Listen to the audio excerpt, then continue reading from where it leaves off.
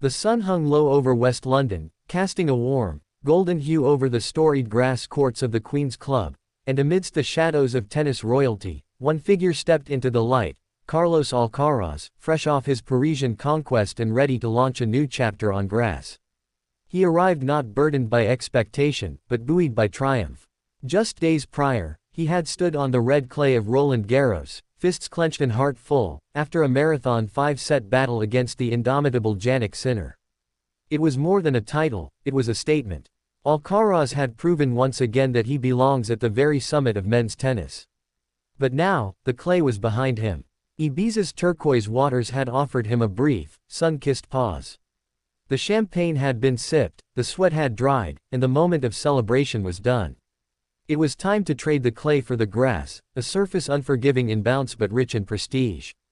With each step onto the Queen's Club turf, Alcaraz carried not just his racket but the weight of his growing legend. At just 22 years of age, the Spaniard is no longer a prodigy. He is a champion, a two-time Grand Slam winner, a Wimbledon conqueror, a master of Roland Garros, and now, a returning monarch of Queen's Club. As he stepped onto the court for practice, the mood was anything but tense. Alcaraz was all smiles, radiating an ease that only champions possess. He cracked jokes with his team, launched rockets during serve drills, and even indulged in a round of tennis golf, because why not? It's not arrogance. It's the joy of a young man doing exactly what he was born to do. The stats back it up.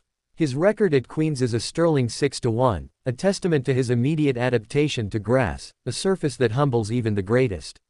He had lifted the trophy here on debut in 2023, making a seamless transition from clay to grass, from grinding rallies to surgical points. Few adapt like Alcaraz. Fewer still win. Of course, there's a twist. Last year's lone defeat at this tournament came at the hands of Jack Draper, the towering British lefty who now looms as the number 2 seed. Draper has grown, both in ranking and reputation, and should their paths cross again, fireworks are guaranteed. But for now, Alcaraz's focus is narrower: his first-round encounter with compatriot Alejandro Davidovich Fokina. It's a matchup that speaks volumes. Fokina, fiery and athletic, is no pushover. He's tasted the heat of center court. He knows how to challenge, how to disrupt. But Alcaraz, he knows how to rise. He knows how to win. As the sun dipped further, long shadows stretched across the Queen's Club grass, and yet Alcaraz remained on court, sweating, striking, smiling. He understands the rituals of greatness. You don't rest on reputation. You earn it again and again, surface by surface, point by point. On Sunday, he'll meet the media. He'll answer questions about Ibiza, about Sinner, about Wimbledon and the pressure of defending titles. He'll smile, as always. He'll show the humility that has endeared him to fans around the world. But behind that smile lies a hunger.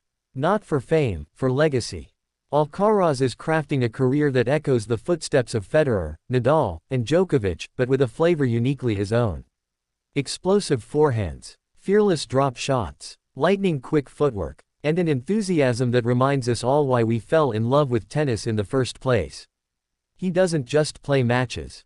He performs. He entertains. He uplifts. And that's what makes Queen's Club feel special again this year. It's not just the setting.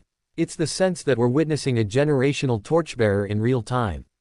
That every swing, every smile, every step across this grass is part of a larger story, one that could span decades. Define eras, and capture hearts. This isn't just a warm-up for Wimbledon. It's a battlefield in its own right. Queen's Club is where champions refine their edge, where grass court instincts are sharpened, where match rhythm is forged under pressure. And Alcaraz, he's already sharpening the blade. With his team surrounding him, faces familiar, trusted, smiling, the atmosphere feels familial, but focused. There's laughter, but there's also locked-in intensity. Because they know what's coming. The British crowds, the slick surface, the expectations, and Carlos. He welcomes it all. He's not afraid of targets on his back, he thrives on them. In fact, the more doubted he is, the sharper his response. He's already silenced critics who said he couldn't dominate on grass. He's already crushed narratives about clay court players. Now, he's writing his own, that of a player who conquers all terrain. His schedule ahead is clear. Media on Sunday. Match on Monday. Title defense underway. And perhaps, just perhaps, another showdown with Draper on the horizon. But no matter what happens next, know this: Carlos Alcaraz is not here to blend in. He's not here to tune up. He's here to take over, again. The Queen's Club knows it. The ATP Tour knows it. And deep down, every opponent in that draw knows it too. So here we are, a sunny London evening, a stretch of emerald grass, and a 22-year-old maestro poised to enchant again. Carlos Alcaraz is back, and the lawn, quite simply, is his stage.